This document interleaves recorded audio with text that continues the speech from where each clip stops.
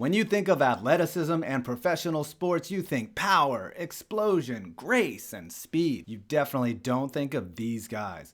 And for every kid that imagine what it's like to be a professional athlete, I doubt you imagine being one of the following pros who, though successful, don't exactly embody smoothness.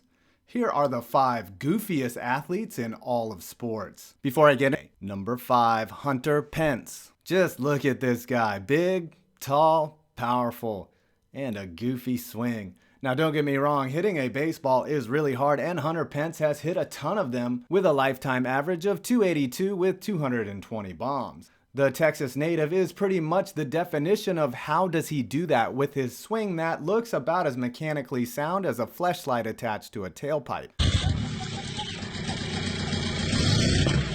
Pence, of course, was the subject of some pretty funny signs that went viral after 2014. Good show, fans, and Hunter also appeared as himself one time on an episode of Fuller House.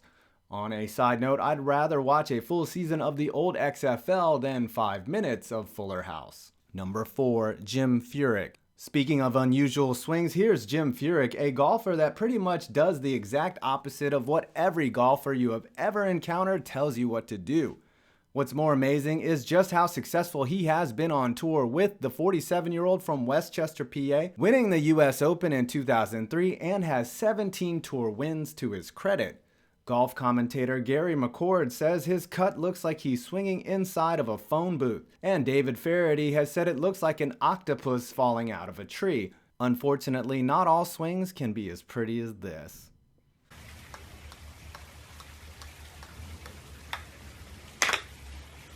Number 3, John Scott.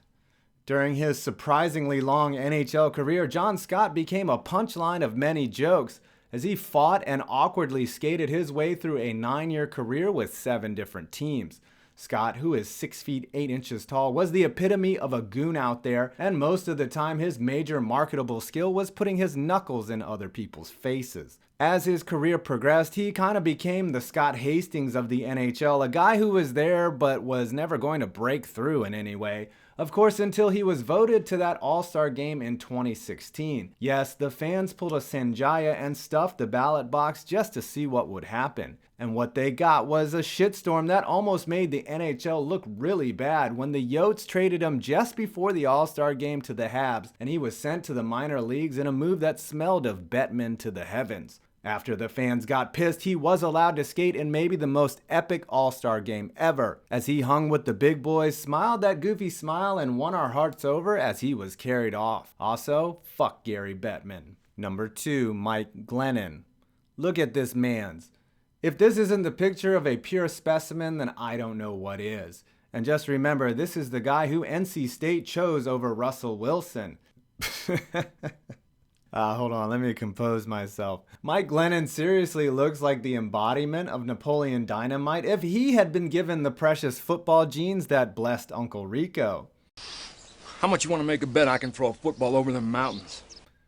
Glennon, who led his Westfield High School team in Fairfax, Virginia to a state championship, was drafted by the Bucks and has awkwardly sloshed his way through 4 NFL seasons and somehow signed a 3-year, $45 million contract to play QB for the Bears. Yeah, well, I think the only thing other than Glennon and his awkward release was his play in a Bears uniform, which got him benched after 4 games. Number 1, Brian Scalabrine. When I say the words greatest of all time, if Brian Scalabrine isn't the first thing that comes to mind, then well, you must not internet that much. But hold up, let's look at how hard this soulless ginger balled night in and night out.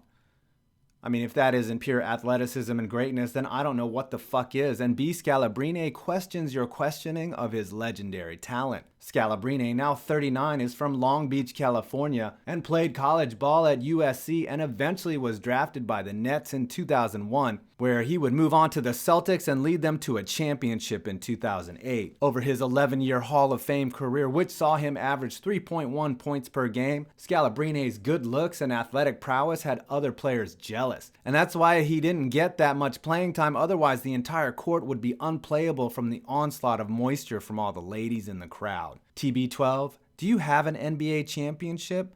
No? Then fuck out of here with that GOAT mess. It's Brian's world. We just live in it. Easy when you're sleeping.